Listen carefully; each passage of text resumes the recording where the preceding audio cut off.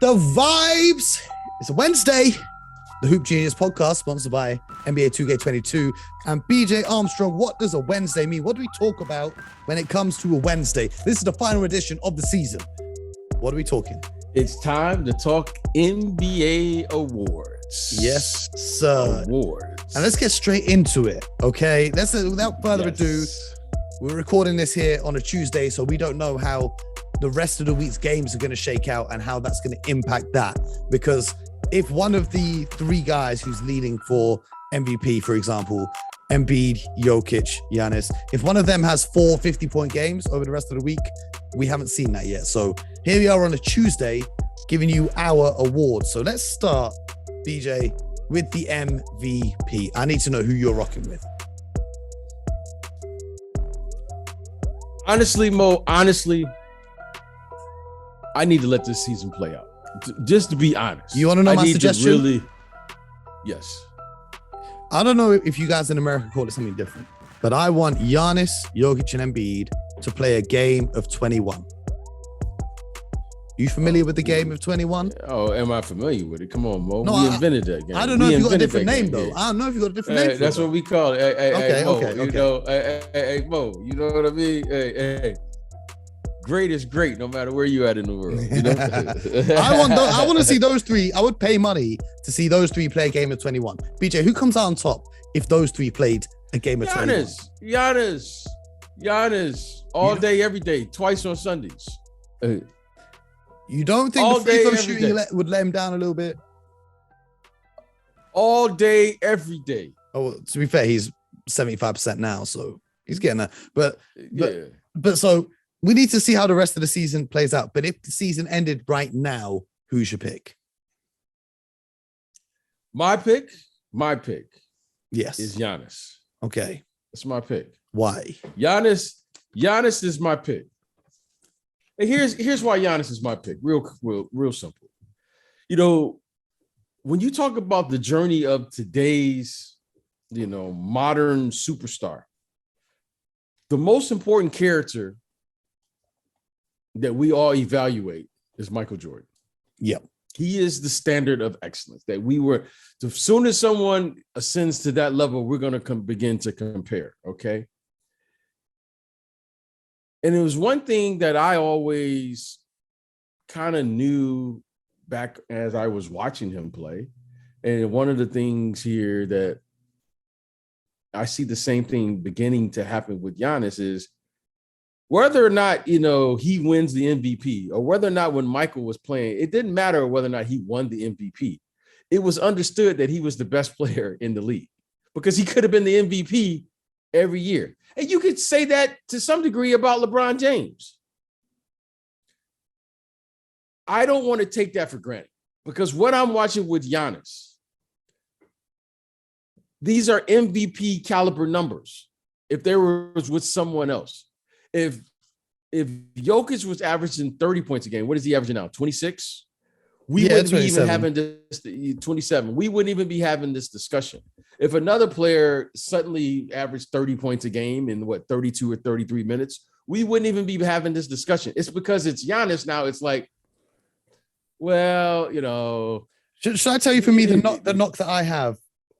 Not even a knock, but the reason why I don't have Giannis number one is go ahead. The Milwaukee Bucks have only won one more game than the Denver Nuggets.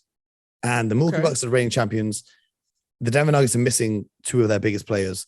Meanwhile, the Phoenix Suns, who were in the finals last year, have rattled off 62 wins. The Bucks just haven't been dominant as a team throughout the regular season. That's why I don't have Giannis at number one. If he had come out and just dominated like he was doing before, then I would have had him there. But Mo, I would also like to say this. Giannis also has played out of position the entire season. Yes. I mean, defensively, yes. Offensively as well. He's played offensively, he doesn't really have a position. I mean, this is what makes these players great. What is Jokic's position?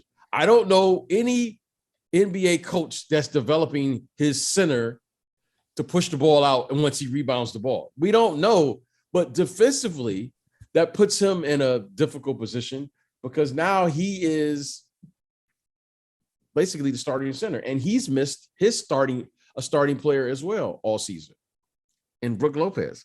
So in saying all of that, it's to say the following. I think what he's done and how he's played every year is different.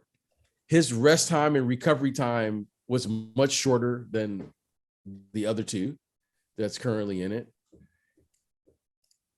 And statistically, you can argue that Jokic is better this year, statistically. But my eyes can see that Giannis is better. My eyes can see that. I feel you. My eyes can see. I feel you. But he is better at the free throw line. He is better at his jump shot. No, he's better than he was. Not better than. Yeah, that's what I'm saying. Yeah. No. I'm not comparing. Yeah. That's when you asked me who's the MVP. You didn't ask me to compare. You're just saying who's the. If I start comparing, then okay. That's but where it gets tricky. I'll say this is I think there's a distinction between being the best player in the world and being the MVP. Okay, what's the distinction? Because the distinction is with Giannis is he's going to turn it up in the playoffs because you expect him to be back in the finals. The MVP is the best body of work throughout the regular season. Jokic played more games. He's better across the board, numbers-wise, if you want to put numbers-wise. He's had to carry more. Losing Murray and Porter is a lot more than losing Brook Lopez. Is a much bigger load to carry through the Western Conference to get them to the play-in. The Anthony Davis complains about injuries. That's why the Lakers aren't in the playoffs. Well, guess what? The Nuggets are in the playoffs. Even the Clippers injuries, they're not in the playoffs. So we say that, Mo, but then you and I say in the same sentence, defense wins championships. Brook Lopez, you can argue, is a bigger loss than the other two because the other two aren't like defensive catalysts.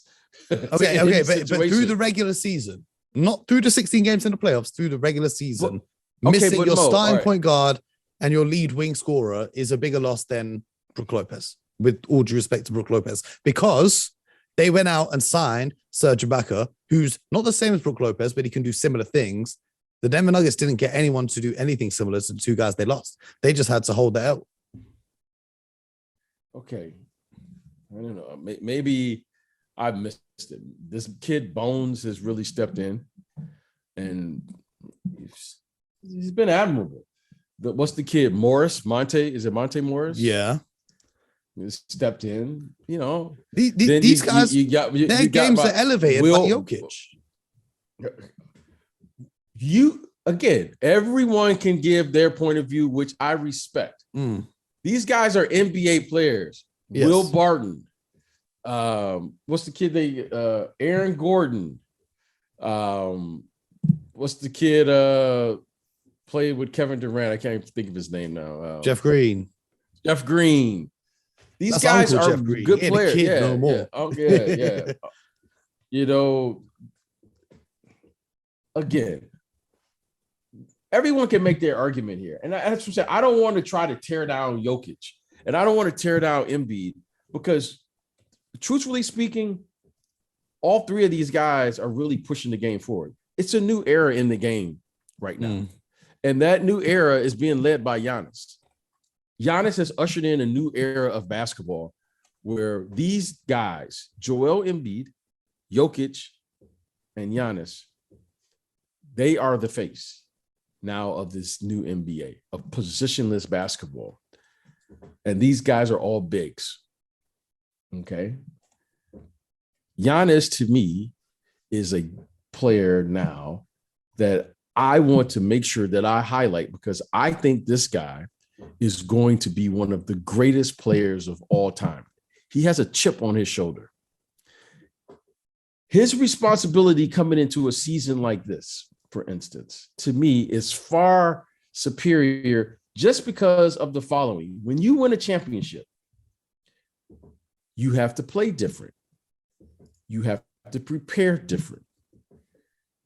Your coach has to make sure that he can coach you through the regular season, because if you put too much emphasis on the regular season, you can't get through the playoffs, which is entirely different. To watch him be able to manage this and still average 30 a night, and if this was like, I'll never forget.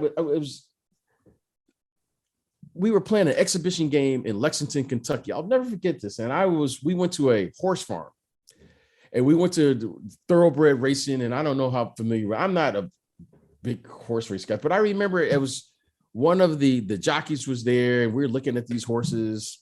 And I remember I just asked him, I said, which kind of horse do you like to ride?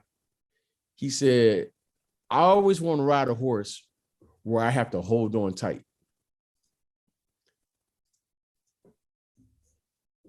Giannis reminds me, he wants to run. If I just let him play 35 or 36 minutes a night, Mo, you know what he'll do. I want Tom Thibodeau to coach Giannis for one season just to see what he does. I don't because he will play him 48 minutes a night. And that guy would average 50. He would average 50. But you can't do that.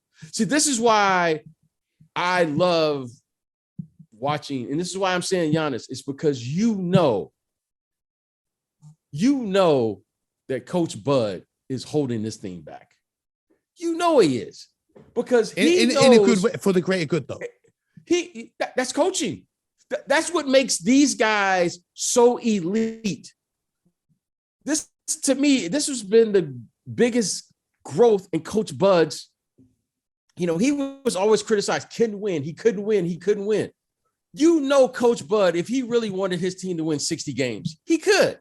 Yes. The criticism was he couldn't make adjustments in the playoffs, which he started doing last year. And as soon as he did that, they won. He did it. When you start coaching your team with the bigger picture in mind, your team appreciates that.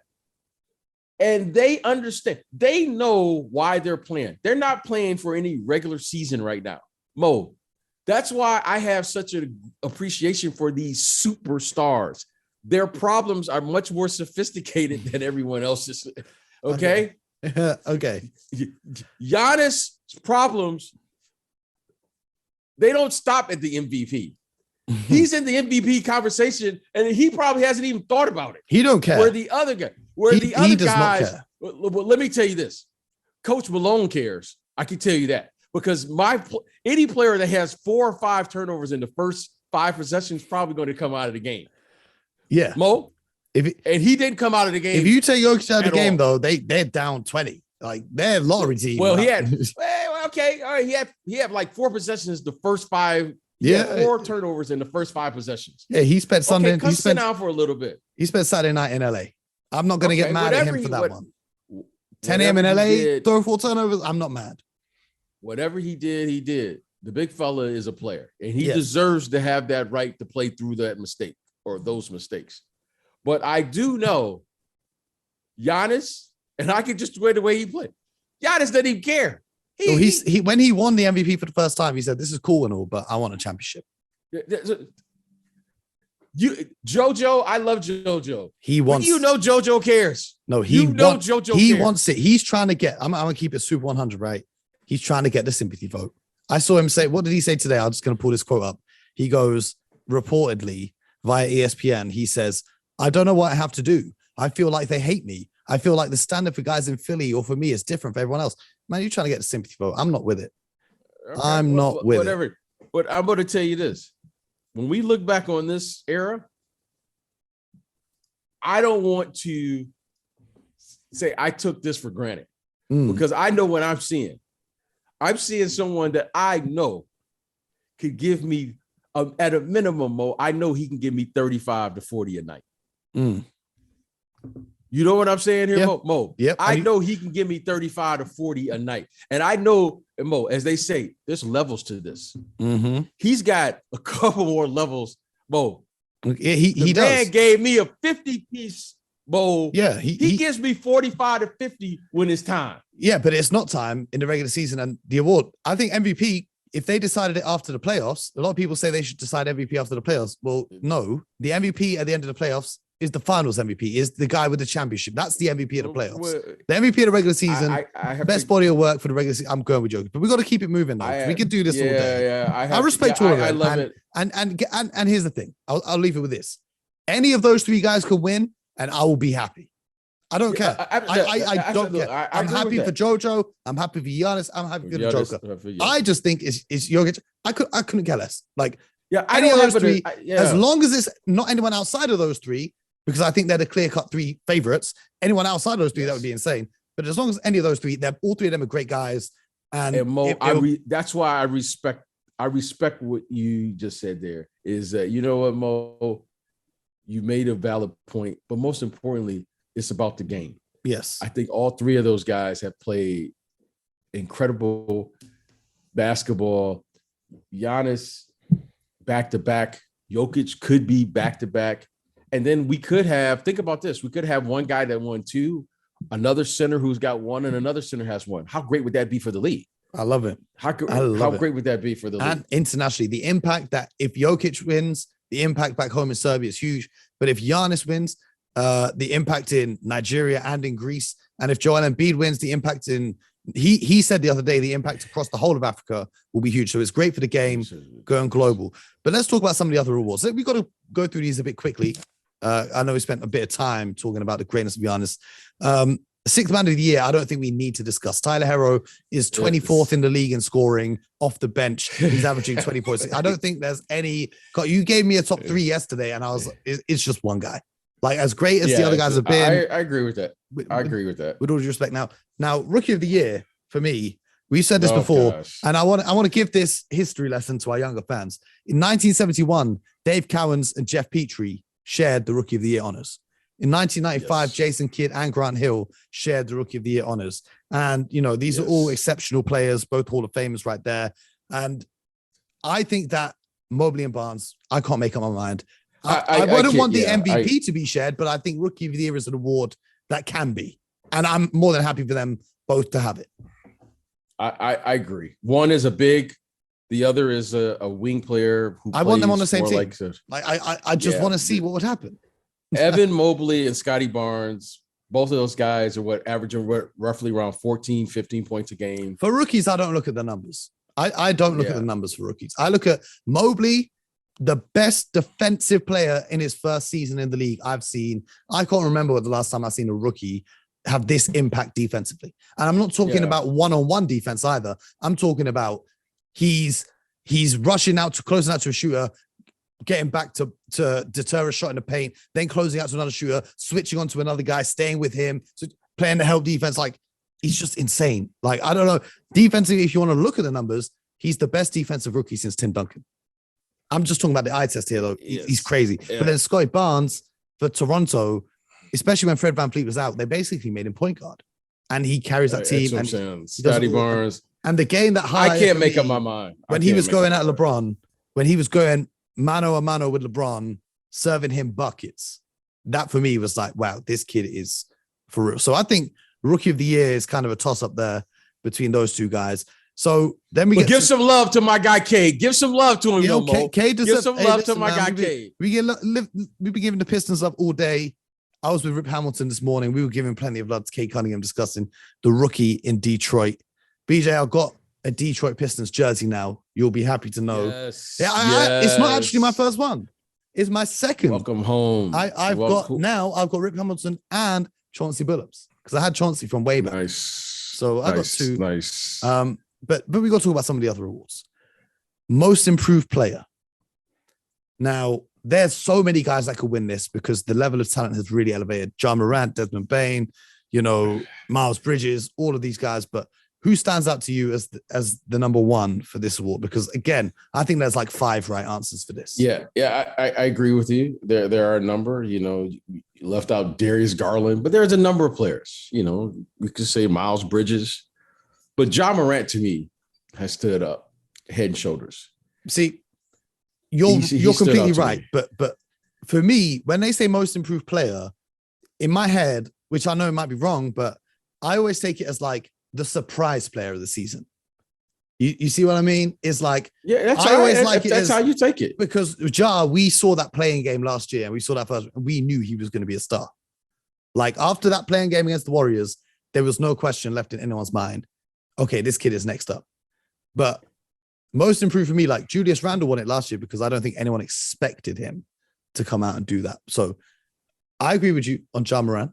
And you're not wrong. He has elevated to the level of almost the face of the league. He's a superstar. He is a superstar. Okay. You go from, he might have been playing like an all-star, but he wasn't named an all-star yet, to a superstar. You could argue he could be first team all NBA this year. Yes. That's a hell of a jump. Yeah. Okay. Well, Mo, on tomorrow's episode, the people are going to hear all NBA teams. So yeah, Mo, that's a Mo. You go from not being an all NBA player, still on your rookie deal, to basically maybe the face of the league. Okay. That commercial money's coming in for Ja. Secure the bag alert. I just hope he can stay healthy. Yes. I hope he can continue to have fun, and I hope he can continue to smile, because with that pressure, there's demands on your time. Yep. And now he's got another set of problems. And I just hope he can continue to be fun, because he has a great personality. Every time I see him, he's always, so energetic. But that's a hell of a leap he took this year, and I hope he can sustain it and maintain that. Speaking of players who made a leap to all-star status, my pick is DeJounte Murray. Here's why. He became an all-star for the first time. His scoring jumped from 15 points to almost 22 points a game. He's second amongst guards in rebounding. Now he's gone from 7 to 8.5 a game. He's fourth in the league in assists. He went up from 5.4 assists to 9.3, with arguably a worse quality team around him in terms of who he can pass the ball to. Think about last season, he had DeMar DeRozan on his squad. So that means he's creating easier looks for players who aren't of that same caliber. The one that stands out to me is 2 steals a game, first in the league, getting it done on defense. So I'm going DeJounte Murray for my most improved. And I love the fact that he's been able to overcome a lot of the doubters. We talked to Jamal about this when we had on the show. A lot of the doubters and a lot of the question marks that people had over him as a person. And he showed that he's just a supreme talent and a great kid that's just going out and getting buckets.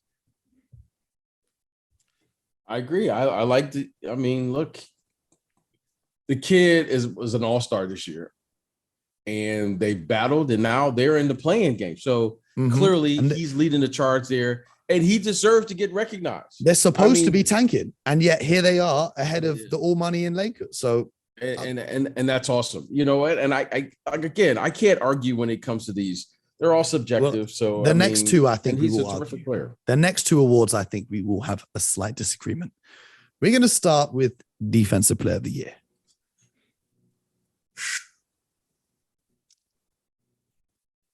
It comes down to 2 players. It comes down to 2. Go ahead. Okay, but I have to, acknowledge him because he seems like he's there every year, Rudy Gobert. But I don't think he's in the conversation this year. So it comes down to me between 2 players, Mikal Bridges and then this guy, Giannis. And there's a part of me that want to see the emergence of Mikal Bridges because he's been fantastic. But this is the same thing. Well. It's the same thing with MVP. Giannis is just the best. And we're just so used to it because otherwise we're going to give him MVP and defensive player for the next 5 years. And then who's tuning in? But Giannis is the defensive player of the year. He's the defensive. If I had to game plan, he's the guy I want there, and he's done it. He's done it this year from the center position, for crying out loud. So I have to give it to Giannis, and I can't say anything. So Giannis is the defensive player of the year. Now we can make cases for other players. Mikal Bridges in particular has been fantastic. I mean, the NBA's leading number 1 defense would like a quick word because the defense player of the year is Marcus Smart. It's way overdue and it is way deserved. The best defender on the best defensive team. That's how I'm deciding it. And that is Marcus Smart. He sets the tone, and talking to other people around the league, they hate playing against this guy. Like Scout came on a show and told us they move the ball away from whoever Marcus is guarding because they just don't want that. And you see his impact on the game. And you were saying on Heat Check earlier, it's allowed Tatum Brown to score so much because they're getting so many steals. Their defense is ramping up. And that's what's allowed the Celtics to turn around the season. And as to be a great defender, you've got to be a great leader as well. And his leadership is the reason that the Celtics team has turned it around. Because, we talk about it all the time. He was the only one to call out everyone else. And I know that's not a defensive stat or whatever you want to call it, but he sets the tone with his defense. He dives on every loose ball. He takes a charge on anyone. He gets a steal on anyone. And when you look at the matchups, when players are guarded by him, they really struggle. There's not been anyone in the league this season who's had a good night whilst guarded by Marcus Smart. They might have had a good night against the Celtics when he gets switched off them or he's on the bench, but you couldn't show me one performance where someone has cooked Marcus. This is the NBA and everyone gets cooked. Show me and the I'm tape. Sure if I maybe I'm one sure or if two I dug into the possessions. tape- Show me a game where someone's cooking up Marcus Smart. Impossible. This is the NBA and everyone gets cooked. Mhm. There's everyone. It's like playing the NBA. You've never been dunked on. Playing the NBA. You've never been crossed up. Yeah, it's the NBA and everybody has. Marcus is a terrific. You cannot not like Marcus Smart. If you don't like Marcus Smart, you don't like basketball. To me, him, Marcus Smart, and Drew Holiday are, to me, neck and neck who's the best on-ball defender at the lead guard position, right? Because they're both Marcus guards 1 through 5, though. That's the crazy part about it. He's 6'3", and he guards. He's 6'3". Like but when they play the Bucks, he will guard Giannis. He will guard whoever he needs to guard. He will for possessions, but there's no way he can guard him for. Well, no one can guard him for a full game, but that's what I'm saying. And he will take that challenge. That's what I'm saying. And Drew Holiday can do the same. So I think those two, without question, I can't argue that. But however, getting back to who I think the defensive player of the year is, I think it's Giannis Antetokounmpo. I think you said it best. He'll probably be there for the next who knows 5 to 7 years until he figured out something else he wants to do. It's kind of like Will Chamberlain. Will Chamberlain averaged like 40 a game. He's like, I'm just tired of scoring. I'm going to lead the league in assists. He just started playing around with the game. Think about that. Well, the guy averaged 50 one year. He's like, I'm tired of scoring. I'll do something else. That's where he's at. Man, I feel you. I'm just looking up something real quick here. Just bear with me for 1 second. But we're going to talk about the coach of the year in a sec, because I think we've got a slight differing opinion on that too. Are you still sticking with Monty Williams? With Monty Williams. I'm sticking with Monty Williams because the regular season doesn't matter. Okay, but these are regular season awards. Okay, but I love it when I see selflessness and playing for all the right reasons. Are you playing or coaching because you want to be the coach of the year or the player of the year, or are you doing it because you've embodied everything that's part to be a part of a team? I just got to jump in right here. I found what I was looking for. Marcus Smart matched up the last time they played the Bucks. Marcus Smart matched up with Giannis on 11 total possessions, the second most out of any defender on Boston. And guess how many points he gave up in those 11 possessions? 0. 3. He gave up 3. Giannis scored 1 bucket. Okay. And a free throw. That's what I wanted to say. 11 possessions. That's pretty good efficiency. Fine. Okay, that's great. I'm not concerned about that matchup in the playoffs. I'm not concerned about that matchup. Okay. Marcus Smart is 6'3", and Giannis is 7'1". I'm not concerned about that matchup. Okay. Because Giannis can make more adjustments than Marcus can. Just pure size. Oh yeah, I'm not disputing that. I'm just saying because I said he can guard Giannis, and you said for possessions, and I just wanted to show you the possessions that he did guard him. He only got 3 shots up and only made 1. So those are the analytics can prove whatever you want them to say. No, that's from watching the game and writing down. Okay, that's fine. The analytic that's not analytics. That's the guy got 11 notes. The guy got 11 possessions and 3 points. Scored 3 points. Okay, that's great. Now, but let's get back to account. Okay. Well, here's what those 11 possessions don't take into account. Okay. Did he just switch off on Giannis and a dribble weave? You know what I mean? Like I'll show you the tape. Don't worry. I'll show you the tape. I'll send you those 11 possessions. Now, if he could get 11 possessions where Giannis catches the ball on the point, on the box, and there's no help coming, and he gets 3 points, you got my attention. You got my attention. You have my attention. Now, if he's out dribble weave and the double teams come in and he's the guy contesting, I'm just not impressed. You know what I mean? I'll show you the tape. But let's get back to the coach of the year. You're going with Monty Williams, and you say it's about the play, but these are regular season awards, though. These are like, even when we were talking earlier about MVP and stuff, you got to go with the body of the work. So Monty's great, and that's what no I'm saying. doubt. He's done an Monty amazing has job with these this guy. Some people can coach greatness. Some people are championship caliber coaches. Some people are regular season coaches. We criticized Coach Bud, and he was phenomenal regular season coach. I think he was the coach of the year. So Tom Thibodeau, did he just forget how to coach suddenly this year? No, Julius Randle forgot how to play. Okay, yeah. That's what I'm saying. Like, you know, Steve Kerr won a championship, and suddenly then the following year they had the worst record. Did he just forget? Like, no, Steph Curry and Clay and Draymond missed the entire season.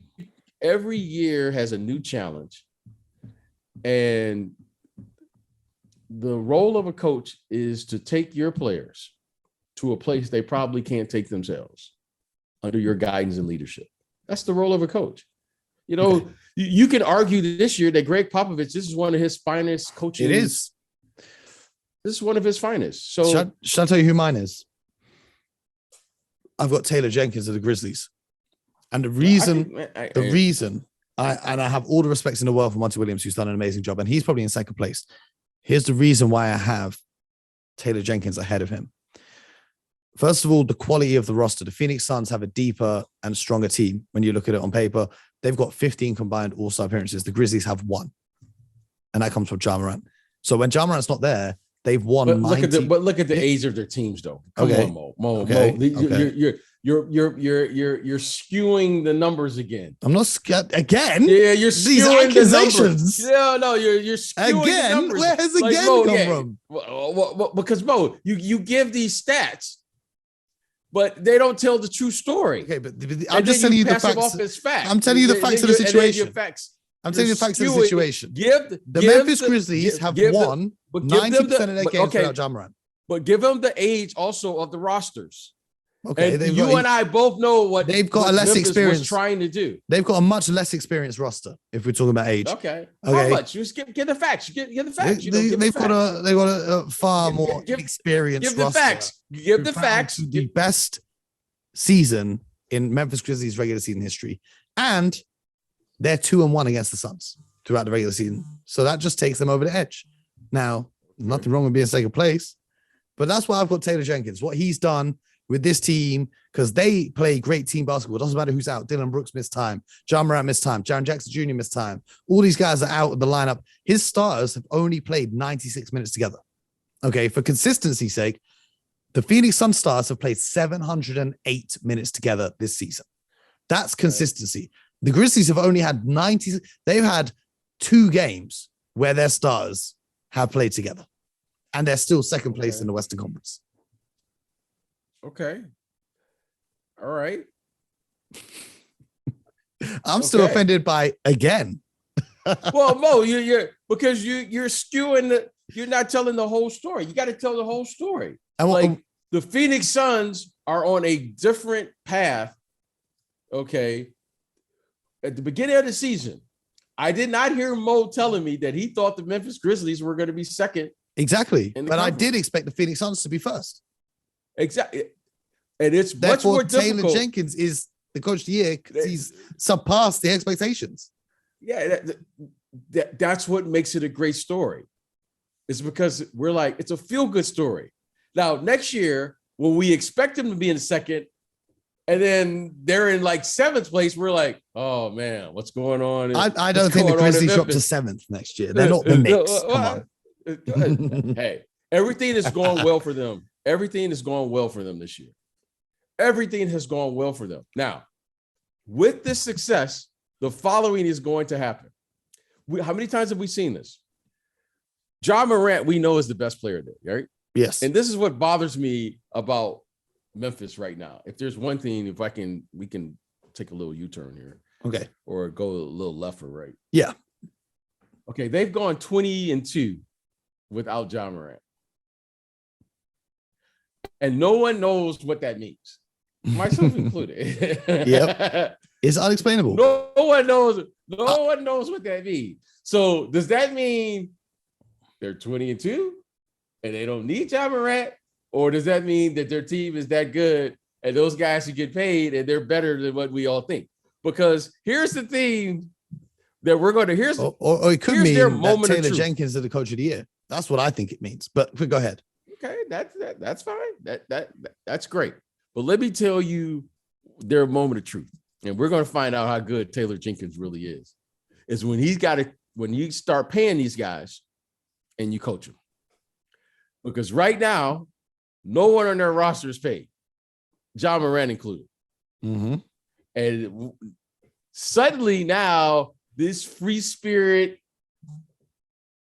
someone scores 50 points and they all jump in and everyone's hugging and all of those things. Mo, somebody's going to say the following: show me the money. Jaren Jackson Jr. got paid. Who's this? Jaren Jackson Jr. got paid. Okay. His extension kicks in next year. Okay. But apart from him, yeah, I feel you.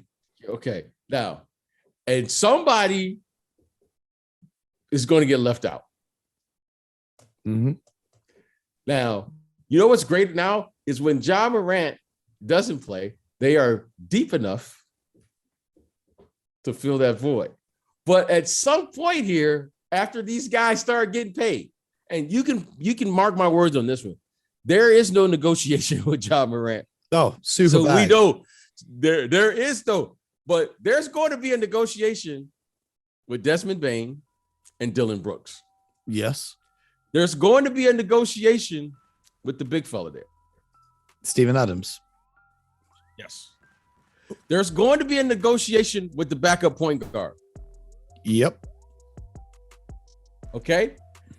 And I don't know what's right and I don't know what's wrong, but suddenly there's going to be a huge drop off at one of those positions. And we don't know the significance of it until after we do it, because they can't keep adding all of these players and paying these players. And then we're going to find out who's who and what's what. In the words of Meek Mill, big bag got him big mad. We're about to see. Okay. We're about to see how the cookie crumbles. But when we're talking about, I just want to go back to MVP. I've got a different take on the MVP. The MVP, the most valuable podcast. You're listening to it right now. It's the Hoop Genius podcast, brought to you by NBA 2K22. So make sure you are subscribed and you leave us a review, because tomorrow, you thought the debates about the awards was good today. Tomorrow, we're getting into our all NBA teams with a special guest coming on the show. So make sure you're locked in. And then Friday, well, you know what Friday means. BJ, what's happening on Friday?